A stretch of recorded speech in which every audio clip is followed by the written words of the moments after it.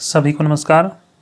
स्वागत है आप सभी का आपके अपने प्यारे यूट्यूब चैनल एजुकेशनल सॉल्यूशन में। तो देखिए, कल हम लोग वर्ण की बात कर रहे थे। वर्ण क्या है, वर्ण किसे कहते हैं, वर्ण के कितने प्रकार हैं, वर्ण कितने तरह के होते हैं। तो जैसा कि हम लोग देखे थे कि वर्ण दो प्रकार के होते हैं। एक आपका है स्वर वर्ण और एक है व्यंजन वर्ण। ठीक है, स्वर वर्ण और व्यंजन वर्ण। साथ में हम लोग ये भी देखे थे कि कुल 52 वर्ण होते हैं। 52 वर्णों को भी हम लोगों ने कैटेगरी वाइज अलग अलग भेदों में बांटा।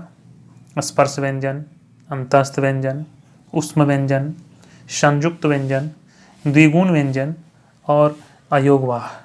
कुल 52 वर्णों को हम लोगों ने कल देखा। उसी में आज जो हम लोग देखेंगे वो सिर्फ हम लोग आज स्वर की बात करेंगे। ठीक है, स्वर वर्ण के बारे में हम लोग आज विस्तार से इसको देखेंगे कि स्वर वर्ण क्या है, स्वर वर्ण किसे कहते हैं, स्वर वर्ण के कितने भेद हैं। यानी आज जो हम लोग बात करेंगे वर्ण का, आज ये दूसरा वीडियो है। आज हम लोग वर्ण में स्वर वर्ण को देखेंगे। तो देखिए, और आवश्यकता अनुसार आप नोट्स भी तैयार कर लें ताकि पूरे वर्ण का जो चैप्टर है वो अच्छे ढंग से कंप्लीट हो जाए, एक भी प्रश्न आपका एग्जाम में नहीं छूटे। तो आइए हम लोग देखें। सबसे पहले स्वर वर्ण की हम लोग बात करते हैं। ठीक है, स्वर वर्ण की बात करते हैं। इससे पहले मैं बताना चाहूँगा कि आप चैनल में अगर पहली बार आए हैं तो चैनल को ज़रूर सब्सक्राइब कर लें, और वीडियो अगर आप देखते हैं तो लाइक ज़रूर करें, कमेंट भी करें। आपके कमेंट से हमारा हौसला बढ़ता है। तो सबसे पहले जानेंगे हम लोग कि स्वर कहते किसे हैं। स्वर कहते किसे हैं, स्वर वर्ण किसे कहते हैं। तो इसमें हम लोग देखेंगे कि स्वर उन वर्णों को कहते हैं, उन वर्णों को कहते हैं। देखिए, आराम से आप नोट भी कर सकते हैं। स्वर उन वर्णों को कहते हैं जिनका उच्चारण आप नोट्स भी तैयार कर सकते हैं, बिना अवरोध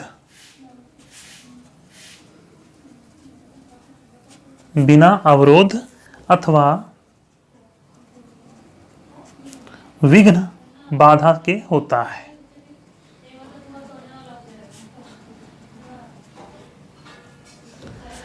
यानी स्वर वर्ण का जो उच्चारण होता है उसमें कोई अवरोध नहीं होता है, कोई विघ्न नहीं होता है, कोई बाधा नहीं होता है। परिभाषा बिल्कुल स्पष्ट है कि स्वर उन वर्णों को कहते हैं जिनका उच्चारण बिना अवरोध अथवा विघ्न बाधा के हो जाता है। इसके उच्चारण में किसी दूसरे वर्ण की सहायता नहीं ली जाती है।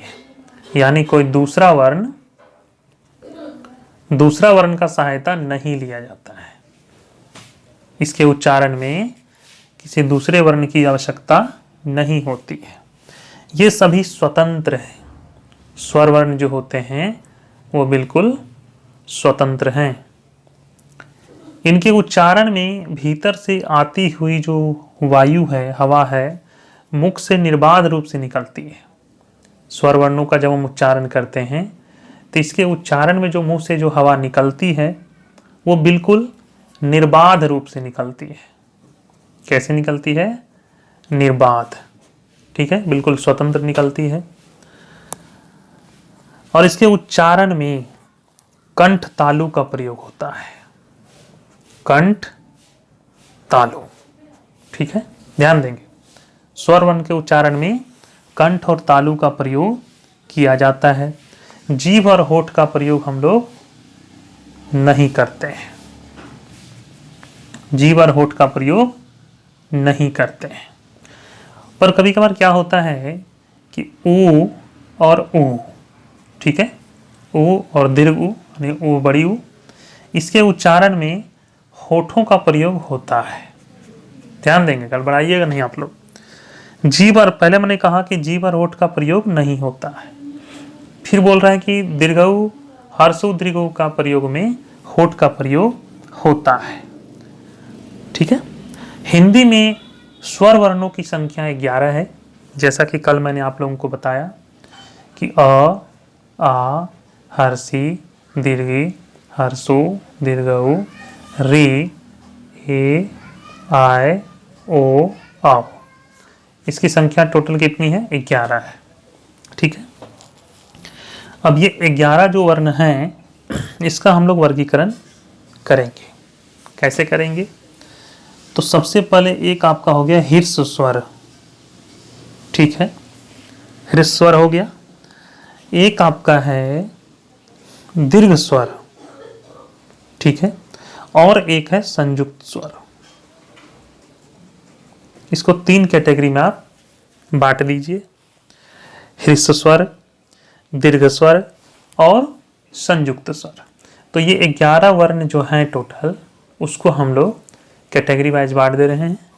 तो इस स्वर में अब कौन कौन सा आता है? तो इसमें अ आता है, ई आता है, उ आता है और री आता है। ठीक है। अ, ई, उ, री।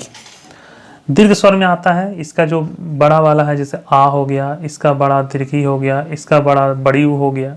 ठीक है। ये आपका आ गया दीर्घ स्वर में। और संयुक्त स्वर में आ गया ए, आई, ओ, आओ। देखिए 4 और 3 7 और 4 11, टोटल कितना आ गया? 11 आपका हो गया। समझ पा रहे बिल्कुल? ये स्वर 11 हैं, इनको 3 कैटेगरी में हम बांट दिए, ह्रस्व स्वर, दीर्घ स्वर और संयुक्त स्वर। तो ह्रस्व स्वर में कौन सा आता है? अ, ई, उ, ठीक है, री, आ, दीर्घी, दीर्घु, ए, आय, ओ, आ। टोटल कितना हो गया आपका? 11। यहाँ तक तो बिल्कुल स्पष्ट है, आपका नोट्स तैयार हो गया होगा। अब हम लोग इसमें आगे बढ़ते हैं।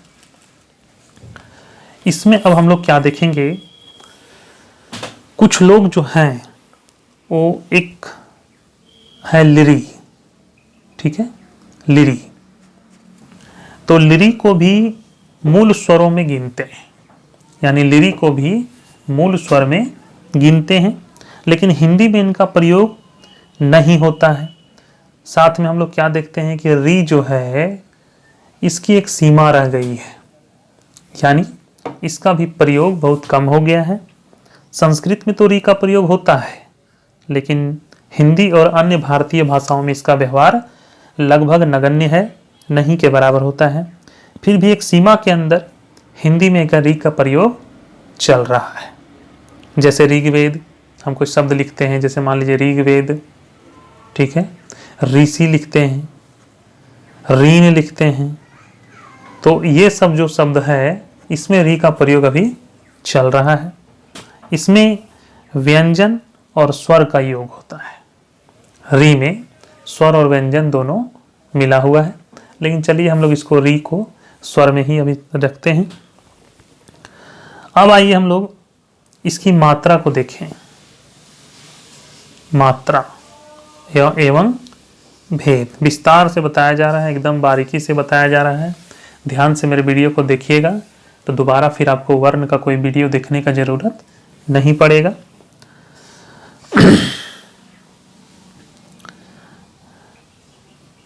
तो अब हम लोग देखेंगे इसमें मात्रा में कि व्यंजनों के अनेक प्रकार के उच्चारणों को स्पष्ट करने के लिए हम लोग,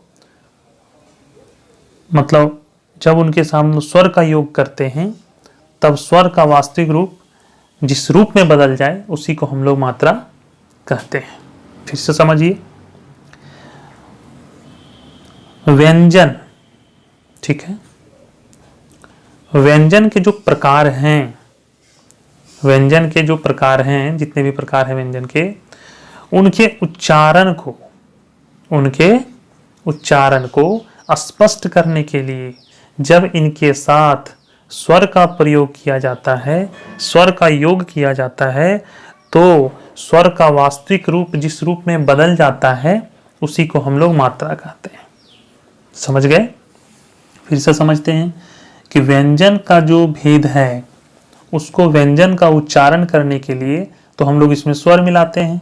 जैसे मान लीजिए क एक व्यंजन हो गया, उसमें स्वर हम अ मिलाते हैं तो हमारा क बनता है। मात्राएं पहले हम लोग देख लेते हैं मात्राएं हैं कितनी। तो मात्राएं हैं 3, ठीक है, 3 मात्राएं हैं। वो क्या क्या है? तो एक आपका है हरिस्व, ठीक है, एक आपका क्या है? हरिस्व। एक आपका है दीर्घ और एक है प्लुत, ठीक है। ध्यान देंगे 3 तरह की मात्राएं हम यहाँ पे देखेंगे। हरिस्व देखेंगे, दीर्घ देखेंगे और प्लुत देखेंगे। तो अब हम हरिस्व से दीर्घ में, हरिस्व से थोड़ा समझिए, वर्ण बहुत, जब हम भेद में चलिएगा थोड़ा ज़्यादा आपको समझना पड़ेगा। तो हरिस्व से जब हम दीर्घ में जाते हैं तो 2 गुना समय लगता है। कितना समय लगता है? 2 गुना। और प्लुत में 3 गुना समय लगता है। कितना लगता है? 3 गुना समय लगता है। कहने का मतलब है मात्राएं स्वरों की होती है। मात्राएं जो होती है वो किसकी होती है? स्वरों की होती है, व्यंजन की नहीं होती है। क्योंकि व्यंजन तो स्वरों के सहारे ही बोले जाते हैं। मात्राएं किसकी होती है? स्वर की होती है। व्यंजन का कोई मात्रा नहीं है, क्योंकि व्यंजन जो है उस स्वर की सहायता से ही बोला जाता है। स्वर जो है वो सहायता देता है व्यंजन को, तभी व्यंजन का हम लोग उच्चारण करते हैं। जब स्वर व्यंजन में लगते हैं तब उनके 10 प्रकार के रूप हो जाते हैं, ठीक है। स्वर जब व्यंजन में लग जाते हैं तो उनके कितने प्रकार हो जाते हैं? 10 प्रकार हो जाते हैं। अब वो 10 प्रकार क्या क्या है? 10 रूप। एक सबसे पहले आकार हो गया, एक आपका हर्षई हो गया, एक दीर्घई हो गया, एक हर्षौ हो गया, एक दीर्घऊ, एक री, ए, आय, ओ और अहो। देखिए 1 2 3 4 5 6 7 8 9 10, ये आपका हर्षु है, ठीक है। तो ये स्वर जो है जब व्यंजन में प्रयोग किए जाते हैं तो इसकी मात्रा जो होती है वो 10 रूपों में होती है। कितने रूपों में होती है? 10 रूपों में होती है। स्वरों के व्यंजन में मिलने के इन्हीं रूपों को हम क्या बोलते हैं? मात्रा कहते हैं। क्योंकि मात्राएं तो स्वरों की होती है। मात्राएं किसकी होती है? स्वरों की होती है।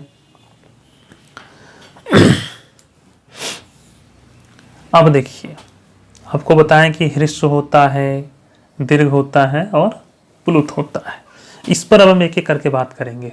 थोड़ा विस्तार से समझा रहे हैं आप लोग, थोड़ा सा ध्यान देकर आपको समझना है। इसमें थोड़ा मन आपको लगाना होगा, तभी पूरा वर्ण का भेद आप जान पाएंगे। आइए सबसे पहले हृस्व की बात करते हैं। हृस्व स्वर की बात करें सबसे पहले। जितने भी बातें इसमें आप सुन रहे हैं, आपको लगता है कि कुछ चीज़ों को नोट्स तैयार कर लिया जाए तो आप आराम से नोट्स तैयार कर लेंगे। हृस्व स्वर के बारे में जानें कि वे स्वर मूल या हृस्व या एकमात्रिक कहलाते हैं, ठीक है, जिनकी उत्पत्ति दूसरे स्वरों से नहीं होती है। मतलब हृस्व स्वर में क्या होता है? एक मात्रा होता है, ठीक है। क्या होता है? एक मात्रा होता है। जैसे अ हो गया, ई हो गया, ऊ हो गया और री हो गया। अब जैसे अ है तो इसमें कोई और दूसरा मात्रा लगा हुआ है क्या? नहीं ना। ई है, इसमें कोई मात्रा नहीं है, ऊ में भी कोई मात्रा नहीं है और री में भी कोई मात्रा नहीं है। तो ये आपका हो गया हृस्व स्वर, ठीक है। ये बिल्कुल स्वतंत्र है, इसमें कोई मात्रा नहीं लगा हुआ है। इसको एक मात्रिक भी कह सकते हैं, याद रख सकते हैं। हृस्व स्वर मतलब एक मात्रिक, ठीक है। अब जैसे दीर्घ स्वर हो गया। दीर्घ स्वर क्या होता है? किसी मूल या हृस्व स्वर को उसी स्वर के साथ अगर मिला दें तो एक नया जो स्वर बना वो आपका दीर्घ स्वर हो गया। जैसे अ से अ को मिला दीजिए, ई से ई को मिला दीजिए, ऊ से ऊ को मिला दीजिए, ठीक है। अ से ई को मिला दीजिए, और हम अगर देते हैं अ से ए को मिला देंगे, या तो अ को हम ऊ से मिला देंगे। अब देखिए अ को अ से मिला देंगे तो क्या बनेगा, आ बनेगा। ई को ई से मिला देंगे तो बड़ी ई हो जाएगा। ऊ को ऊ से मिला देंगे तो क्या बन जाएगा, बड़ी ऊ हो जाएगा। अब अ को हम ई से अगर मिला देते हैं तो ए बन जाता है। अ को अगर ए से मिला देते हैं तो आय बन जाता है। आ को अगर ऊ से मिला देते हैं तो क्या बन जाता है, आ को ऊ से मिला देते हैं तो ओ बन जाता है। और आ को अगर ओ से मिला देते हैं तो औ बन जाता है। इसको हम आराम से नोट कर लेंगे, 1 2 3 4 6 7। मतलब जब ह्रस्व स्वर को उसी स्वर के साथ मिला देंगे तो आपका दीर्घ स्वर हो गया। ठीक है, अ ई उ, ये आपका री। अ ई उ जान लीजिए, अगर यही तीन नहीं, ये 4 जो हैं, इसमें देखिए ह्रस्व स्वर को अगर उसी के साथ अगर ये तीनों को ही अगर आपस में मिला दीजिएगा तब बनेगा आपका दीर्घ स्वर। ठीक है, बिल्कुल समझ पा रहे हैं, कोई दिक्कत इसमें नहीं है। इनके उच्चारण में 2 मात्राओं का समय लगता है, जैसे आ तो और आ, ठीक है। ई तो 2 मात्रा का समय ले रहा है ना, ऊ तो देखिए डबल समय लग रहा है। यही बोले थे आपको कि दुगना समय लगता है, यानी 2 मात्रा तो 2 बार समय लगेगा। ठीक है, 2 मात्रा तो 2 बार समय लगता है। इन्हें द्विमात्रिक स्वर भी कहते हैं, द्विमात्रिक। ठीक है, द्विमात्रिक स्वर हो गया। दीर्घ स्वर को हम लोग, ये ह्रस्व स्वर को हम लोग क्या बोले थे, एक मात्रिक। दीर्घ स्वर को क्या बोलेंगे, द्विमात्रिक, यानी डबल समय लगना। अब आइए लास्ट हम लोग देखें इसमें प्लुत स्वर। विस्तार से आपको समझाया जा रहा है, इसके बाद आपको किसी वीडियो का जरूरत, कहीं कुछ पढ़ने का जरूरत नहीं पड़ेगा वर्ण के बारे में। जिस स्वर के उच्चारण में 3 गुना समय लगता है, कितना समय लगता है, 3 गुना समय लगता है, वो आपका प्लुत स्वर हो गया। इसका कोई चिन्ह नहीं होता, कोई चिन्ह नहीं होता है, इसके लिए 3 अंक लगाया जाता है। क्या लगाया जाता है, 3। जैसे हम लिखते हैं ओ, ओ, देखिए 3 लगाए हैं ना। तो हिंदी में साधारणतः प्लुत का प्रयोग नहीं होता है, वैदिक भाषा में प्लुत स्वर का प्रयोग अधिक होता है। इसे क्या बोलते हैं, त्रिमात्रिक, त्रिमात्रिक स्वर कहते हैं। समझ गए, बिल्कुल त्रिमात्रिक स्वर कहते हैं। तो इसमें क्या होता है कि इसका प्रयोग जो है बहुत कम होता है, मैंने मिला जुला के देखे तो नहीं होता है। अब देखिए आगे, यहाँ तक तो बिल्कुल समझ में आ गया होगा आप लोगों को। अब आइए जैसे हम बोले अनुनासिक, ठीक है, निरनुनासिक, अनुस्वार, इतना विस्तार से आप लोग कभी नहीं देखे होंगे, और विसर्ग। हिंदी में स्वरों का उच्चारण जो होता है, स्वर का उच्चारण जो होता है वो अनुनासिक और निर्नासिक होता है, अनुनासिक और निर्नुनासिक होता है। अनुस्वार और विसर्ग व्यंजन है। अनुस्वार और विसर्ग क्या है, व्यंजन है, आपको पहले बताया गया है। ये अयोगवाह में आता है ना, आपको बताया है ना अयोगवाह में, जो स्वर के बाद स्वर से स्वतंत्र होते हैं। इनके संकेत किस प्रकार होते हैं, जैसे हमारे अनुस्वार तो इस तरह होता है, इस तरह होता है, विसर्ग बोलेंगे तो इस तरह होता है। ठीक है, जैसे गांव अगर लिखना है हमको, गांव, दांत लिखना है मान लीजिए, तो ये आपका ये नहीं लिखना है, अनुस्वार ऐसे लिखना है। गांव हो गया, दांत हो गया, आंगन हो गया। ठीक है, ये शब्द हम बता रहे हैं, इस चीज का शब्द बता रहे हैं। मान लीजिए और लिखना है सांचा लिखना है मान लीजिए, ठीक है, तो ये अनुनासिक हो गया आपका। क्या हो गया, अनुनासिक। अब आइए अनुस्वार की बात करें। अनुस्वार, इसी को अनुस्वार बोलते हैं हम लोग, ये आपका अनुस्वार हो गया। अनुस्वार जो है स्वर के बाद आने वाला व्यंजन है। ठीक है, ये अनुनासिक हो गया, ये आपका अनुनासिक है। अनुनासिक, अनुस्वार, ध्यान दें, गड़बड़ाइएगा नहीं। अनुस्वार जो है यानी इसकी बात कर रहे हैं हम, यह स्वर के बाद आने वाला व्यंजन है जिनकी ध्वनि नाक से निकलती है। जैसे हम बोले अंगूर, है ना, अंगद, समझ पा रहे बिल्कुल। कंगन। देखिए, है ना, कोई दिक्कत इसमें आपको नहीं लग रहा होगा समझने में। तो ये जो है वो आपका क्या होता है, अनुस्वार होता है। निर्नुनासिक हो गया केवल मुंह से बोले जाने वाला स्वर। जैसे हम बोले इधर, इधर, उधर, आप, अपना, घर, यानी केवल मुंह से बोले जाने वाला सस्वर वर्णों को हम लोग निर्नुनासिक कहते हैं। शब्द निर्नुनासिक देखे होंगे तो आप लोग सोच रहे होंगे कि निर्नुनासिक क्या है भाई। अनुनासिक तो ये हो गया, अनुस्वार ये हो गया, विसर्ग ये हो गया, अब निर्नुनासिक क्या होता है। तो केवल मुंह से बोले जाने वाला जो स्वस्वर है वर्णों को हम लोग निर्नुनासिक कहते हैं। जैसे इधर, उधर, कोई नाक को जरूरत है नहीं ना, केवल मुंह से हमको बोलना है। अब विसर्ग देखिए, अनुस्वार की तरह विसर्ग भी स्वर के बाद आता है।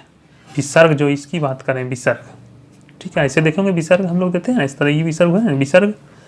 तो अनुस्वार की तरह विसर्ग भी स्वर के बाद आता है। यह व्यंजन है और इसका उच्चारण ह की तरह होता है। ह जैसे बोलते हैं कह, कह, ह बोलते हैं ना कह, ये कह हो गया, तो ह की तरह होता है।